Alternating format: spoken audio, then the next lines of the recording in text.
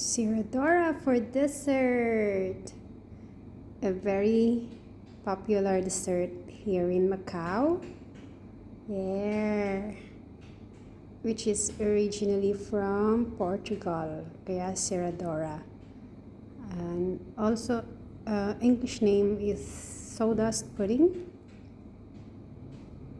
Hindi siya mahirap gawin kasi ano lang yung mga ingredients niya. Madali lang siya.